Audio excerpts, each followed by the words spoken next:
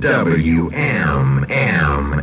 And now, Stevie Nicks on the Fleetwood Mac edition of Rockstars. Do you remember the first song you ever wrote? The very first song that you wrote? You don't really want to go into this. Oh, come on. Yes, I do.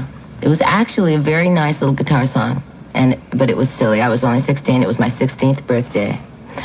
And it was called I've Loved and I've Lost and I'm Sad. And you can't hear these. I'm sad but not blue. So I once loved... I can't do this. Do it. Oh, please. Okay, it goes. I've loved and I've lost and I'm sad but not blue. I once loved a boy who was wonderful and true. But he loved another before he loved me. And I knew he still wanted her. It was easy to see.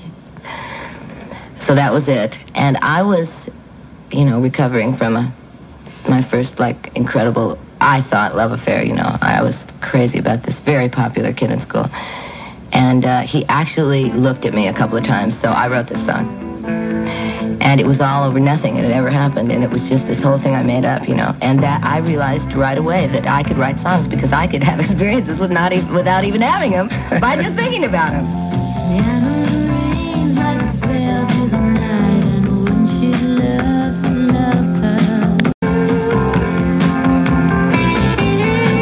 I like to start in the here and now with the song that's ruling the airwaves at this very moment, which is Seven Wonders. Why don't we talk about the gestation of that song, okay. How it came about? Sandy Stewart, a very good friend of mine, came through Phoenix whenever it was, a year ago. Which is your home base, really? Right, and spent 2 days, and she played all her new demos for me. Amongst these songs was a song called Seven Wonders. And I instantly, the first time I heard it, said to Sandy, are you going to do this on your next album? She said, when I wrote it, I thought about you. And I said, well, what do you think about Fleetwood Mac? And she said, as any wise songwriter would say, absolutely, go ahead. And a couple months later, somebody said, that Seven Wonders song, is it still available? And I said, yeah, absolutely. Now, you also contributed lyrics to it as well, though. Yeah, but the only reason for that was because we thought that we had written down exactly as I sang them, the exact words to Seven Wonders. They cut the song without me there. I went in, a couple nights later, and sang it one time. And then I sang it 300 more times, but we went back to the original, very first vocal.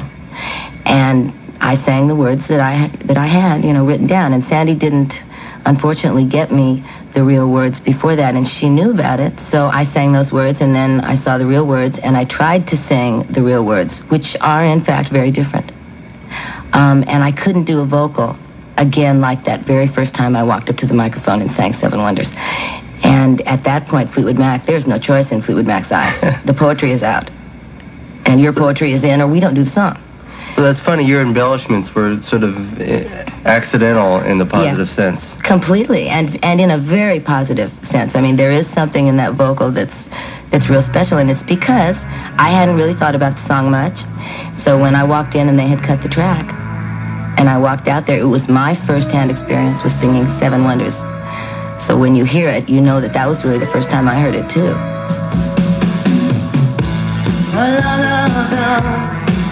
Certain place, certain time. You touch my hand, the path to the rainbow's edge. I'll never live to match the beauty again. If I live to see them, we'll only nothing but wonder. I'll never back to the rainbow's edge. I'll never live to match.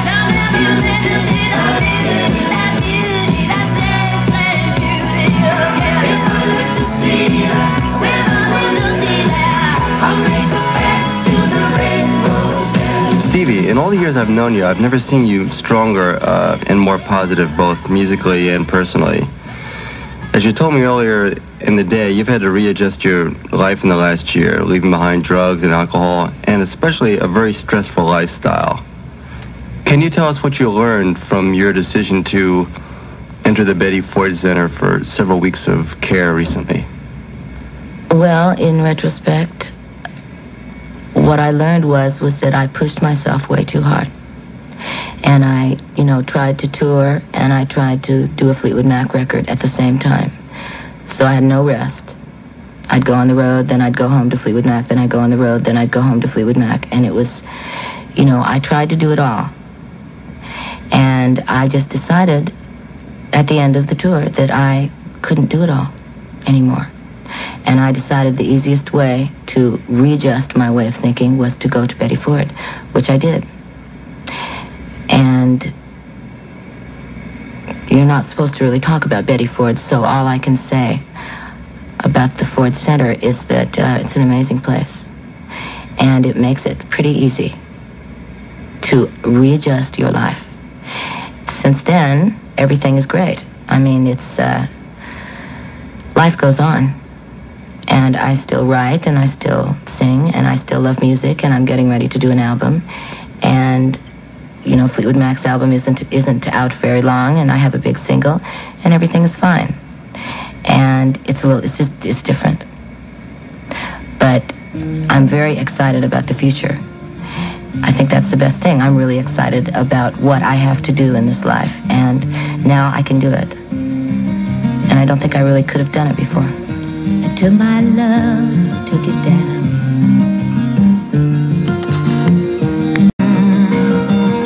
And if you see my reflection in the snow-covered hills, well, a landslide will bring you down. Oh, a landslide will bring you down. Landslide from the album Fleetwood Mac. Before that, Seven Wonders off the Tango in the Night album. And we started with Rhiannon. Next, a Rock Stars exclusive, a never-before-heard duet from Stevie Nicks and new Fleetwood Mac member Billy Burnette. Plus, Stevie describes how the brand new Fleetwood Mac came into being. This edition of Timothy White's Rock Stars is brought to you by Budweiser, Beechwood aged for that clean, crisp taste. This Bud's for you. All other radio stations are not in service at this time. Please make a note of it. Now, back to Stevie Nicks with Timothy White on the Fleetwood Mac edition of Rock Stars. Lindsey really felt that from the beginning, the Tango record would be his last Fleetwood Mac record. Everybody believes in dreams and fairy tales, and everybody believes that everything will work out. So I think in our heart, we all just hoped that he would change his mind. I knew he would never change his mind.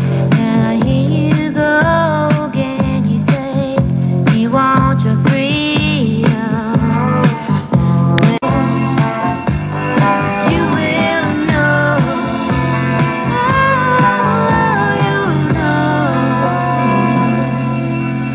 After a decade of phenomenal success, Fleetwood Mac has made another new beginning. How did this historical transition come about?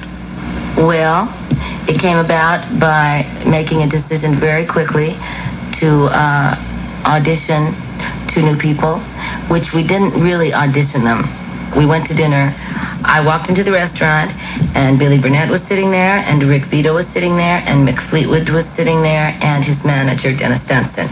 So I sat down, and they introduced me to Rick, who I'd never met before. And, of course, I knew Billy Burnette for a long time. And what really happened was that everybody just started to smile. And we didn't talk about music that much. We didn't really talk about Fleetwood Mac that much. We talked about our lives. And we talked about our friendship, and we talked about how nice it would be to be able to be in a band, And the next day we went into rehearsal. And at the end of that rehearsal, we said, so I think Mick's words were, the lads are in. Stevie, why don't you tell us about the tour rehearsals for the new Fleetwood Mac? Well, the first rehearsal was probably the best rehearsal, amazingly enough. They've all been good. But the first one was like I knew instantly that when we step onto the big stage that this is going to be wonderful. The neatest thing about this whole thing is it sounds really great right here in this small rehearsal room. You know, it sounds like Fleetwood Mac. If you walk outside and listen from out in the parking lot, the first thing you would say is not like, I don't hear Lindsey. It's like what you hear is Fleetwood Mac. In the near future, Fleetwood Mac is going to be doing a lot of fresh recording with Rick Vito and Billy Burnette. However, I know that during the making of your Rock a Little album, you did some studio sessions with Billy. Yeah, it was a song called Are You Mine, written by a country writer named Red Sovine, and I just wanted to record it, and I really don't even remember exactly why I asked Billy to do that. I guess because of his country roots, and we did a really beautiful duet on it. And see, since I didn't write it and Billy didn't write it, it didn't go on the record because it would have taken a place of another song that I did write. So that's why we didn't use it. But it will be used. I mean, we will do it. We might even do it on stage. Are you mine all the time? Stay up with me through the night. This is Rock Stars. We heard Are You Mine, an unreleased duet from Stevie Nicks and new Fleetwood Mac member Billy Burnette. As Fleetwood Mac enters its third decade, it's important to remember how so many other classic rock bands that began in the late 60s were unable to survive. It's a testament to their individual talents as well as to their strength as a unit that Fleetwood Mac shows both gratitude for the past and confidence in the future. Rock Stars is produced by Dan Formento and Ben Manila for Radio Today. Executive producers Jeffrey Rich and Beverly Pedratsik. Production assistants from Mark Humble and Chip Humble. Very special thanks to Mitchell Schneider of Michael Levine Public Relations. Rock Stars is based on the book Rock Stars by Timothy White. I'm Tony Pigg. Timothy White's Rock Stars is a presentation of Radio Today Entertainment.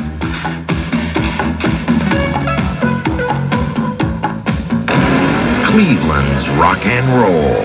Past, present, and future. Only on 100.7 WMMS. Welcome to the King Biscuit Flower Hour, America's premier rock radio concert series.